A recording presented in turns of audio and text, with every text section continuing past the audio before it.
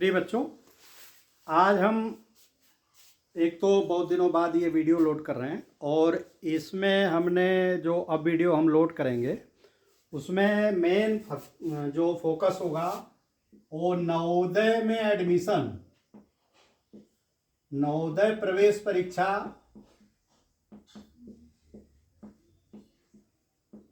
का जो है मैथ का सिलेबस जो है हम पूरा कवर करेंगे। और इस सिलेबस में जो हमने स्टडी किया कि नवोदय में उसी बच्चे का होता है जिसका कंसेप्ट क्लियर है मैथमेटिक्स का। देखो, इसमें जो परीक्षा होती है रीजनिंग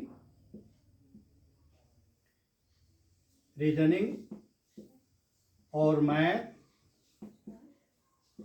और ये लैंग्वेज, भाषा। तो अधिकतर ये बच्चों को प्रॉब्लम मैथ में होती है। तो हमने ये सोचा, यद्यपि ये 25 नंबर का ये होता है और 25 का ये होता है और 50 का ये होता है, लेकिन अधिकतर ये कंट्रोलिंग पॉइंट ये है क्योंकि जिस बच्चे को ये मैथमेटिक्स आएगा उसका ऑटोमेटिक रीजनिंग स्ट्रांग रहता है। ये मैंने देखा है कि वो जल्दी पिकअप भी करते हैं क्योंकि रीजनिंग का झुकाव भी लॉजिक पे रहता है और लॉजिक हमेशा मैथ के सबसे नज़दीक होता है। तो ये दो बहुत गवर्निंग फैक्टर हैं। और लैंग्वेज तो देखो, ये तो बच्चे इस वीडियो से नहीं पढ़ाया जा सकता। ये कक्षा 1 से 5 तक आपने क्या सीखा है हिंदी में, जैसे मैं स्पेशली हिंदी की बात कर रहा हूँ, तो हिंदी में क्या सीखा है ये वीडियो बना करके ये नहीं क्लियर किया जा सकता। इसमें ये हो सकता है कि भाई आप जैसे प्रीवियस ईयर के क्वेश्चंस आए हुए हैं उनको ये मेथड की किस तरह से हम वो करेंगे, क्योंकि इसका जो है कि कोई पैराग्राफ दिया रहेगा उसमें से उसी पैराग्राफ पे बेस्ड क्वेश्चन पूछे जाएंगे। मैथमेटिक्स जो है ये इन तीनों में थोड़ा कठिन होता है कि ये मैथमेटिक्स, और मैथमेटिक्स जिसका सही रहेगा वो रीजनिंग अपने आप सही हुआ। तो अभी तो वीडियो बाद में मैं रीजनिंग का भी डालूंगा। देखो, रीजनिंग को पढ़ाने की बहुत ज़्यादा ज़रूरत नहीं है। और ये मैथ जो है, मैथ का बेसिक कंसेप्ट आपको क्लियर, और जो इस वीडियो जो लोड करने का मेन टारगेट कि बच्चे का कंसेप्ट मैथ का क्लियर हो, तो इसके लिए हम जो है देखो, एक तो यूपी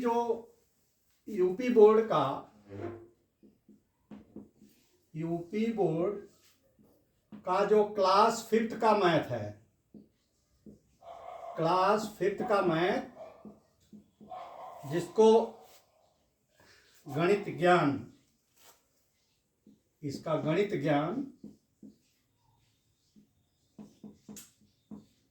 भाग 5, देखो ये तो मैं पढ़ाऊंगा ही, एक गणित ज्ञान। लेकिन ये अगर आप देखोगे नवोदय का तो ये बुक्स पर्याप्त नहीं है, लेकिन जो फंडामेंटल जो है इसमें इससे समझना है। अच्छा, इसके बाद मेरे पास एक किताब है एनसीईआरटी की। देखो, सिलेबस तो एनसीईआरटी है, उसका लगभग सेम है। अंतर सिर्फ इतना है कि जो प्राइवेट बुक्स हैं उसके क्वेश्चंस के स्तर जो है इस प्राइमरी के उससे ज़्यादा हैं। और चूंकि ये इंग्लिश में है तो इसका अनुवाद मैं हिंदी में करके, क्योंकि देखो यूपी, मेरा फोकस प्राइमरी में यूपी के बच्चों के लिए है, तो वो हिंदी के लिए कंटेंट हमें तो कोई किताब मिली नहीं जो उस स्तर की किताब हिंदी में लिखी गई हो।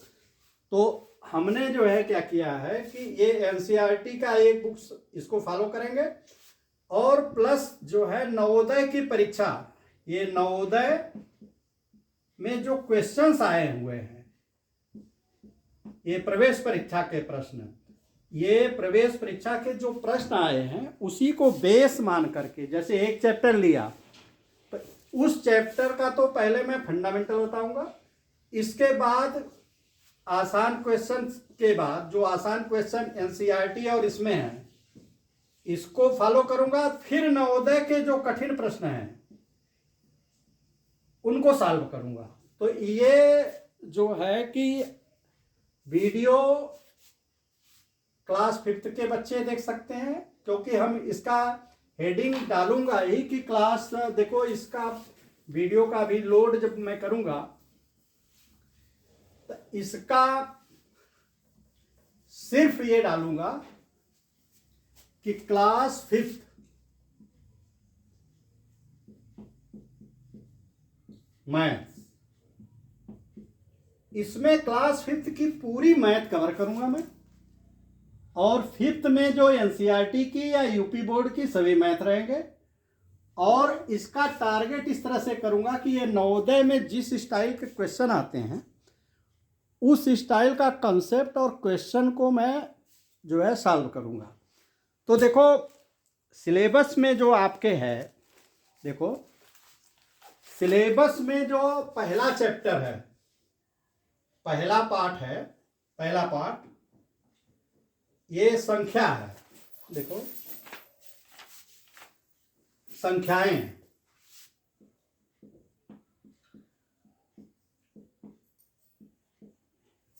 नंबर्स, देखो ये नंबर्स। इसमें देखो मैं बोल दे रहा हूं, लिखने की जरूरत नहीं है। इसमें इन्होंने ये किया है कि करोड़ तक की संख्या को पढ़ना है। करोड़, करोड़ में करोड़ और 10 करोड़ ये दोनों मैं इसमें शामिल कर लूंगा। इसको पढ़ना, लिखी हुई संख्या उसको पढ़ना, लिखना, स्थानीय मान,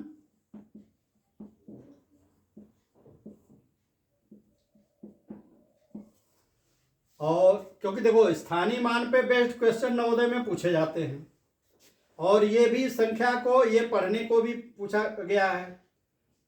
संख्या की तुलना,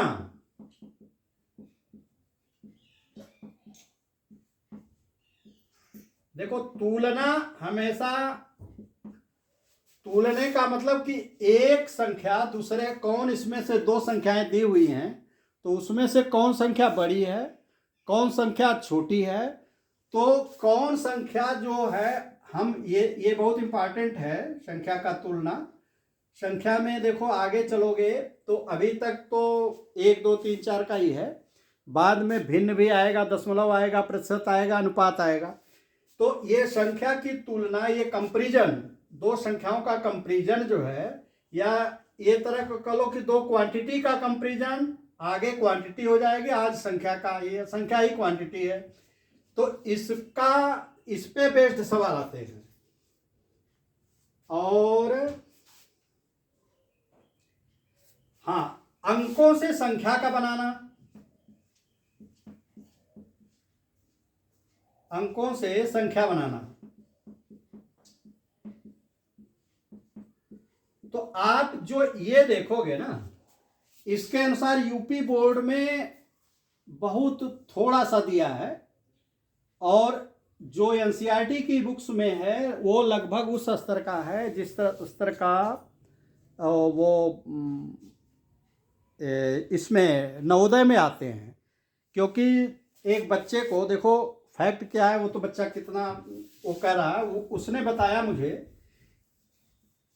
कि सर जो है, जो 80 बच्चे में से, जो 80 बच्चे एक जिले में भर्ती होते हैं, प्रवेश लेते हैं, उसमें से बता रहा था कि 10 बच्चे ही लगभग ऐसे हैं जो प्राइमरी के पढ़े हैं।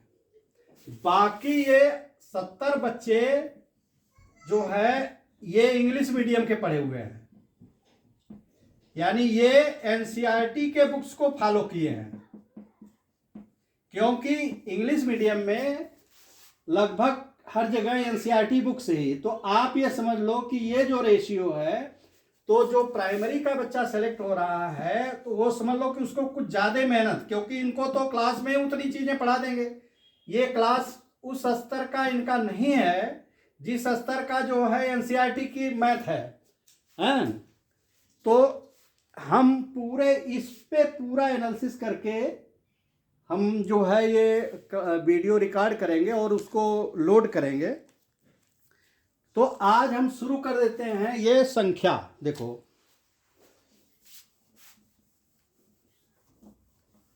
इसको इसकी हेडिंग ये डाल दो, चूंकि वीडियो में रहेगा हमेशा।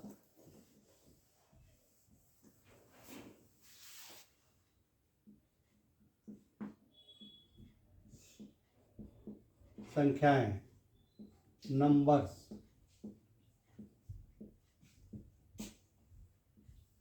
देखो, संख्या, चूंकि आप 5वीं में आ गए हो तो 4 तक तो संख्या के विषय में आप लोग अच्छी तरह जानते हो। तो संख्या बच्चों जो है, ये संख्या जैसे 1, 2, 3, 4, 5, 6, 7, 8, 9, 10, 11, 12, 13, 14, 15, 16, 17, 18, 19, 20, या इस तरह से 100 तक मान लो या अनंत तक मान लो। तो ये सब संख्याएं हैं। संख्या जो सबसे शुरुआत हुई वो प्रकृति में पाई जाने वाली चीज़ों को गिनने के लिए शुरू हुई। तो इसीलिए इनको प्राकृतिक संख्या कहते हैं। जैसे मान लो एक गाय है, ये गाय है, तो गाय 1 रहेगा। तो इसको जो ए है, ये 1, फिर इसके बाद 2 है तो इसको 2, 1 और, यानी ये आगे तब आया।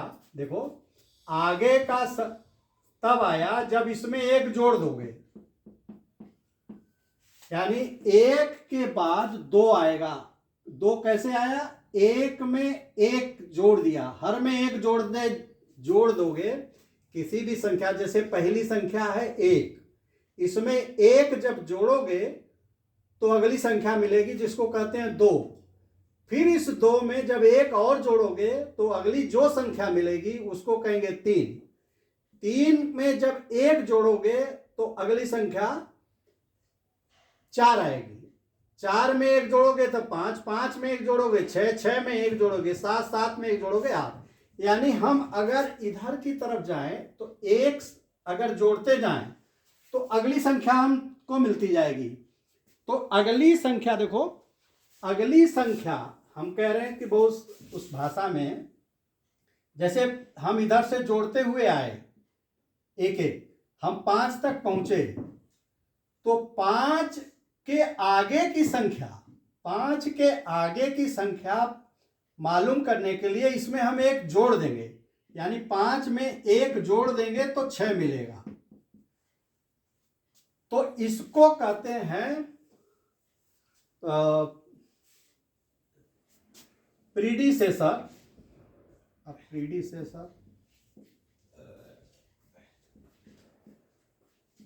ये प्रीडिसेसर मतलब उत्तरवर्ती। हिंदी में थोड़ा सा देखते हैं, पूर्ववर्ती और उत्तरवर्ती है शायद।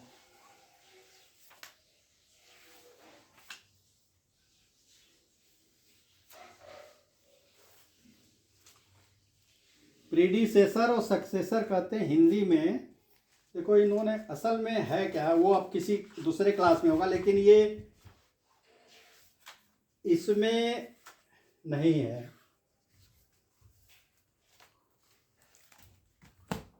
पूर्ववर्ती और ये कहोगे उत्तरवर्ती, और इससे जो पहले वाला है, देखो ये संख्या को अगर लिया तो इसके आगे वाले को पूर्ववर्ती, उत्तरवर्ती, प्रीडिसेसर, और इससे पहला कैसे मिलेगा? 5 में से 1 घटा दोगे, 5 में से 1 घटा दोगे तो 4 आया। तो ये नहीं, ये प्रीडिसेसर सक्सेसर, कंफ्यूजन भाई।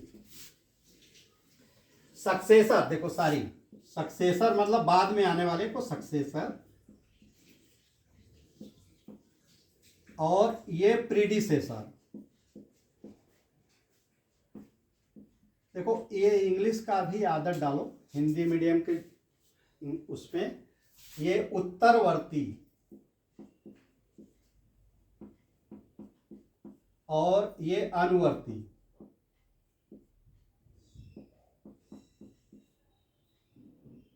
अनुवर्ती या उत्तरवर्ती। देखो सक्सेसर ये है, देखो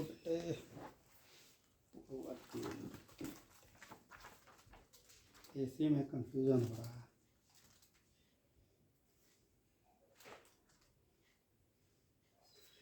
देखो सक्सेसर ये याद कर लो, सक्सेसर और ये प्रीडिसेसर। अब इसको उत्तरवर्ती हमें तो लग रहा है अनुवर्ती, उत्तरवर्ती अनुवर्ती, अनुवर्ती ये होगा, ये अनुवर्ती, अनु माने पीछे, अनुवर्ती और ये उत्तरवर्ती।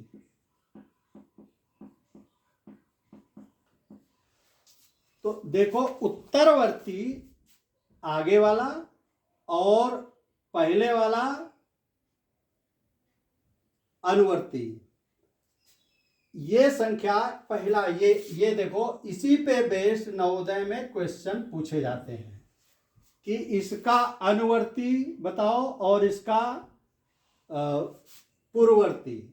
तो प्रीडिसेसर और सक्सेसर, इसका जो है ये करने के लिए, और देखो ये संख्या चूंकि ये सबसे पहली जो संख्या बनी ये इस तरह से चली जाएगी, तो इसको प्राकृतिक संख्या कहते हैं, प्राकृतिक संख्या। देखो ये प्राकृतिक संख्या, ये जान लो, इसका भी इंपॉर्टेंट है, नवोदय में इसी पे बेस्ड भी क्वेश्चन आते हैं कि प्राकृतिक संख्या। प्राकृतिक संख्या इसलिए कि एक चीज प्राकृति में, जैसे गाय तो एक से कम नहीं होगी, एक तो होगी, और एक एक गाय को जो बढ़ाते जाओगे तो जो है कि अगली संख्या हमको मिलती जाएगी। तो ये प्राकृतिक संख्या, और ये इसमें उत्तरवर्ती, आगे की उत्तरवर्ती, और ये अनुवर्ती या पूर्ववर्ती, इसको पूर्ववर्ती भी कहते हैं, पूर्ववर्ती। लेकिन इंग्लिश में देखो एक डिफिनिट होता है, प्रीडिसेसर और ये सक्सेसर। हिंदी में थोड़ा सा रहता है कि कहीं कुछ पूर्ववर्ती या अनुवर्ती, उत्तरवर्ती, हाँ। तो ये संख्या जो है प्राकृतिक संख्या का, ये इस पे देखो, इस पे हम पहले ये थोड़ा सा बता दें कि जितनी भी संख्याएं हैं ये उनका निर्माण जो हुआ है, उसके निर्माण में देखो 0, 1, 2, 3, 4, 5, 6, 7, 8, 9 और 10 नहीं, सॉरी 10 नहीं, इन्हीं ये अंक हैं और इन्हीं अंकों की सहायता से ही संख्याएं बनी हैं। तो जैसे आप चूंकि देखो इससे तो परिचित हो ही, जैसे ये 24 है, 24, तो 24 2 और 4 को मिला के बना है, यानी इसका उपयोग और इसका उपयोग किया गया है। देखो इसका उपयोग करके ये भी बन सकता है, ये भी बनता है। तो ये 24 और ये 42, तो इसमें जो है सिर्फ स्थान बदला है, देखो ये स्थान बदला है। तो जैसे आपके सिलेबस में करोड़ तक की संख्या है, करोड़ तक की संख्या है, तो करोड़ तक की संख्या कैसे बनी, थोड़ा सा देखो, ये जितनी चीजें बता रहे हैं आप लोग पहले से पढ़े हुए हो बहुत, लेकिन चूंकि एक उसको बताना जरूरी है कि आपका दोहरा जाए और ये समझ में आ जाए कि हमको आगे क्या पढ़ना है। तो देखो बच्चों, ये जो है, गिनती देखो लिख दे तो उससे समझाएं तो आपको क्लियर और होगा कि गिनती का निर्माण कैसे हुआ कैसे है। देखो 1 2 3 4 5 6 7 8 9 और 10। ये देखो बेटे ये अंक हैं, तो यहां से यहां तक एक अंक की संख्या, ये एक अंक की संख्या, एक अंक की संख्या।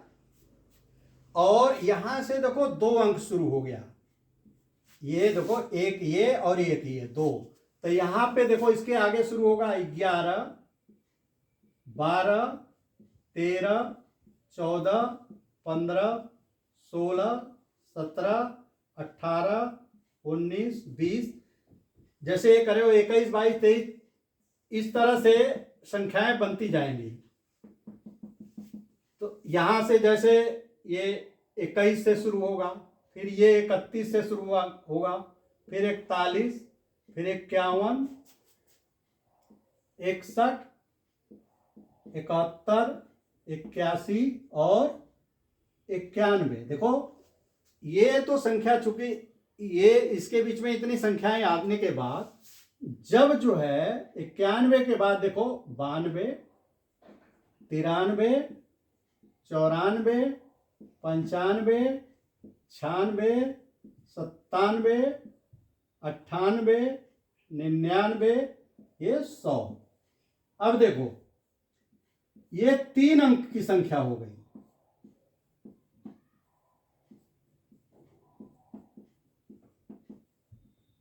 तीन अंक की संख्या, ये एक अंक की संख्या, ये एक अंक की संख्या, इसके बाद 2 अंक की संख्या, 2 अंक की कहां तक आई 99 तक। ये इसको ऐसे गोला कर दो, ये 2 अंक ऐसे देखो, इसके बीच में बहुत सारी संख्या लिखी रहेंगी, इसमें कंफ्यूज मत होना, ये चूंकि हम अननेसेसरी लिखने की जरूरत नहीं है। तो इसमें देखो जो स्टार्ट होता है संख्या जब लिखते हैं, तो जो पहला होता है वो सबसे छोटी संख्या है, ये 1 डिजिट की, यद्यपि इसके पहले 0 मान सकते हो। तो ये 1 डिजिट जो है प्राकृतिक, देखो देखो बेटे एक बहुत महत्वपूर्ण है प्राकृतिक संख्या। प्राकृतिक संख्या जो है एक अंक की सबसे छोटी कौन सी संख्या होगी? जो सबसे पहले आया वो सबसे छोटा होगा।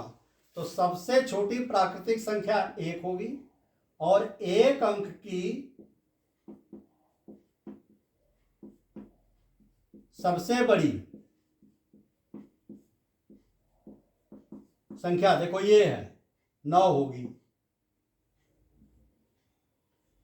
अच्छा, अब 2 अंक की कौन सी होगी? 2 अंक की सबसे छोटी, जो पहले आएगा सबसे छोटा, और ये जो है सबसे बड़ी, 2 अंक की सबसे बड़ी, 2 अंक की, देखो ये इंपॉर्टेंट है कि कंसेप्ट की जो पहले आता है वो संख्या छोटी, जो बाद में आता है वो संख्या बड़ी होती है। 2 की सबसे छोटी कौन सी होगी?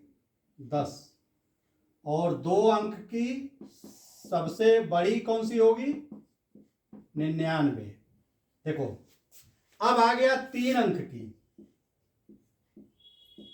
3 अंक की सबसे छोटी। अच्छा, सबसे छोटी कौन सी आएगी? 100। और 3 अंक की सबसे बड़ी कौन सी आएगी? ये 2 बार 9 था, ये 3 बार 9 आएगा। और 4 अंक की सबसे छोटी कौन सी हो जाएगी? देखो ट्रेंड, एक पैटर्न बन रहा है और इस पैटर्न से आप अगला देखो, ये पूरा लिखने की न तो जगह है न तो आवश्यकता है। तो ये सबसे छोटी 4 अंकों की बनेगी, एक के आगे 3 शून्य, 4 अंक, 1 2 3 4, इससे छोटी संख्या नहीं होती है। 4 अंक की, 4 अंक की इससे छोटी संख्या नहीं होती है। अब 4 अंक की सबसे बड़ी संख्या क्या होगी? ये 4 बार 9, ये सब आप लोग पढ़ रहे हो इसलिए हम थोड़ा जल्दी जल्दी कर रहे हैं। तो ये संख्या जो है आप देखोगे कि जो ये बच्चों ये सबसे देखो, एक अंक की सबसे बड़ी ये है 9। अगर इसमें एक जोड़ोगे तो बड़ी से बड़ी में छोटी से छोटी बन जाएगी 2 अंकों की। एक जोड़ोगे तो 10 आया, 2 अंक की छोटी। अब इसमें अगर दोनों की जगह 9 लिख दोगे तो ये सबसे बड़ी हो जाएगी। और इसमें अगली संख्या जो होगा यानी इससे आगे वाला क्या है? सक्सेसर। देखो इसका सक्सेसर 99 का सक्सेसर 100 है, 100 का सक्सेसर ये नहीं है, इसका सक्सेसर यानी बड़ी से बड़ी संख्या जो है अगर उसमें एक जोड़ोगे तो अगली संख्या उससे 1 अंक ज्यादा की बनेगी और छोटी से छोटी बनेगी। यही जो है इसी पे के कंसेप्ट पे कुछ सवाल जो है आए हैं, कम आए हैं ये, लेकिन ये समझना जरूरी है। तो ये जो है अभी तक जो हमने ये देखा कि संख्याएं बड़ी से बड़ी छोटी से छोटी। देखो कुछ एक चीज आप और मैं बता दूं, जो संख्या बाद में आती है वो हमेशा बड़ी रहती है। जो संख्या बाद में आती है वो संख्या बड़ी रहती है। जैसे 1 2 3 4 5 6 7 8 9 और 10। इसमें बच्चों जो बाद में आया है, ये बाद में आया है 3 से, तो ये 6 बड़ी है, 3 छोटा है। जो आगे को होगा या अगर ऐसे लिखोगे संख्या, देखो 1 2 3 4 5 6 7 8 9 10 11। देखो इस डायरेक्शन में जाओगे तो हमेशा बड़ी संख्या मिलेगी। इसमें अगर ऐसे हॉरिजॉन्टल लिखे हो तो इस डायरेक्शन में जाओगे तो दाहिने तरफ यानी ये दाहिने तरफ हमेशा बड़ी संख्या होगी, बाएं तरफ हमेशा छोटी संख्या होगी। जैसे 5 बड़ा है 2 छोटा है तो इसको इस तरह से लिखेंगे 2 इज लेस देन। देखो आप लोग पिछले क्लास में लग रहा चौथी में पढ़े हो कि 2 छोटा है 5 से। तो ये इस संख्या का जो दाहिने तरफ है संख्या वो बड़ी रहेगी। या इसी को इस तरह से भी लिख सकते हो कि 5 बड़ा है 2 से, 5 बड़ा है 2 से। इसमें कुछ पहले, इस समय तो नहीं आ रहा है लेकिन पहले कुछ सवाल आए हैं, जैसे 7 डिजिट के दे दिए और 7 डिजिट का इधर भी है और इसमें ये कह दिया कि ये बताओ कि ये कौन संख्या बड़ी है कौन संख्या छोटी है। तो इसको आगे हम अभी पढ़ेंगे कि ये कौन संख्या बड़ी कैसे पता करेंगे, कैसे छोटी। तो पहला तो नियम यही है कि जो संख्या आगे की होगी वो संख्या बड़ी होगी, जो पहले की होगी वो संख्या छोटी होगी। अच्छा, बड़ी और छोटी का अंतर से आप एक चीज और भी अभी हमने जो लिखा था ये बताया कि अगर 1 डिजिट का होगा, 1 अंक की संख्या होगी और 2 अंक की संख्या होगी,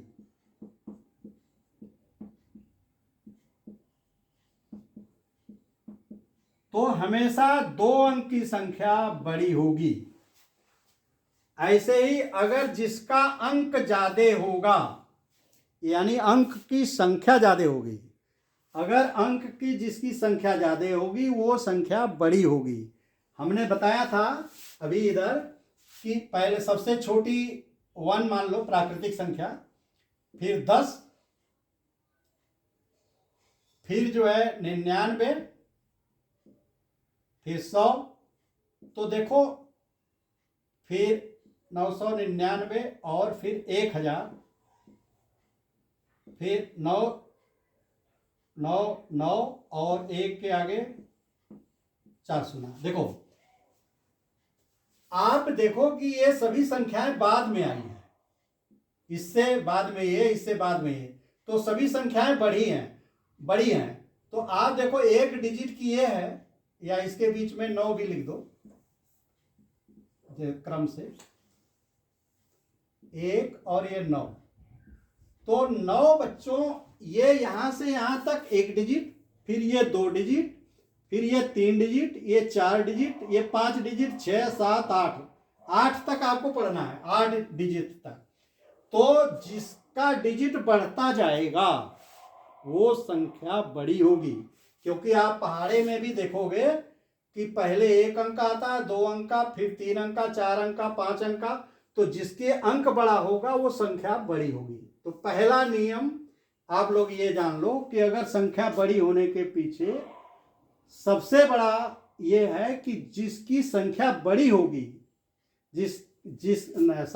जिसके अंक बड़े होंगे, ज्यादा होंगे, बड़े नहीं ज्यादा, बड़े और ज्यादा में अभी अंतर है, तो जिनकी अंक ज्यादा होंगे वो संख्या बड़ी होगी। अगर किसी का अंक छोटा है तो वो संख्या छोटी होगी, किसी का अंक बड़ा है तो वो संख्या बड़ी होगी। ये बेसिक चीज मैंने थोड़ा सा अभी समझाया। तो देखो इसमें आपको मैं पूरा डिटेल बताऊंगा। देखो सिलेबस में तो 8 अंक की संख्या यानी करोड़ का, तो हम शुरू से लेकर के 1 अंक से करोड़ तक की संख्या का तुलनात्मक करेंगे कि कैसे पता करेंगे कि कौन संख्या बड़ी है और कौन संख्या छोटी है। और जो ये डिजिट दिए हुए हैं इनकी सहायता से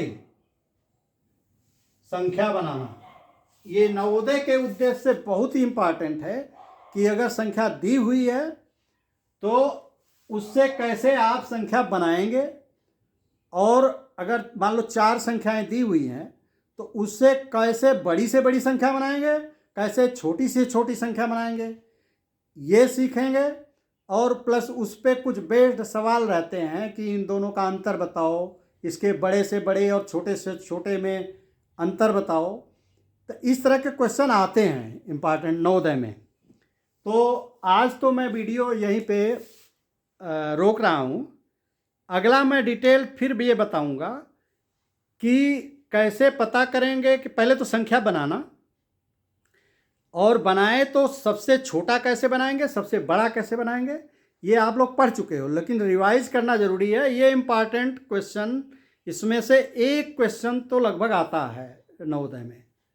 तो अब मैं वीडियो जो है कि यहीं पे बंद कर रहा हूँ।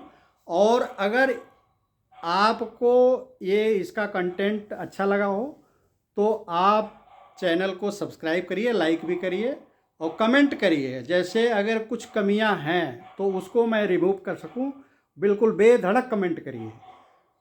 अब हमें इजाज़त दीजिए, धन्यवाद।